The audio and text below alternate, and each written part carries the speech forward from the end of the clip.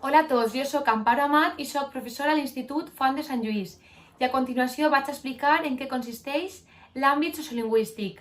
Aquest treballa de manera conjunta les assignatures de castellà, valencià i socials. I sempre són els continguts de socials el que serveixen com a guia per a treballar castellà i valencià. Això què vol dir? Que si estem donant en castellà i en valencià el text expositiu, utilitzem contingut de socials com pot ser l'Imperi Romà o Grècia per a treballar-ho. A més, fem parèntesi gramatical.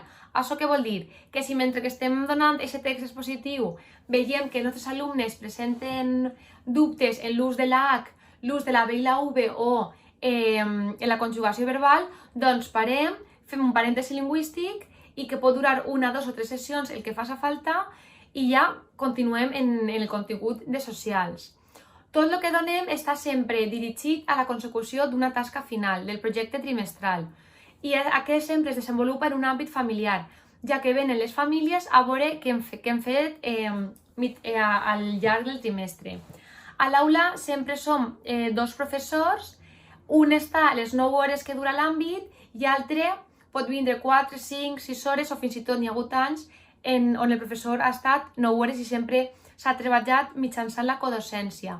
I n'hi ha algunes classes on entra la professora de PT per a ajudar a l'alumnat, però sempre de manera inclusiva. Una activitat molt xula que fem als àmbits són les tertúlies literàries. En què consisteixen aquestes? Doncs, com creiem que si fem exàmens o tests dels llibres podem matar el possible amor per la literatura que poden desenvolupar els nostres alumnes, creiem que és millor treballar mitjançant les tertúlies, ja que es treballa el llibre d'una forma molt més holística. És a dir, dividint el llibre, per exemple, en 5 parts i en cada cercle l'alumne ha treballat el llibre des d'una perspectiva. Pot ser sintetitzador, és a dir, resumeix el llibre, els capítols corresponents. Pot ser connector, és a dir, connecta els capítols en alguna cosa que li ha passat a ell. Investiga sobre un fet interessant, treballa els personatges. Aleshores ens reunim una vegada a la setmana i fem un cercle del llibre. I triem sempre llibres que estén relacionats en el contingut de socials. És a dir, ara, per exemple, en primer estem treballant Grècia, aleshores hem llegit la Ilíada i l'Odissea.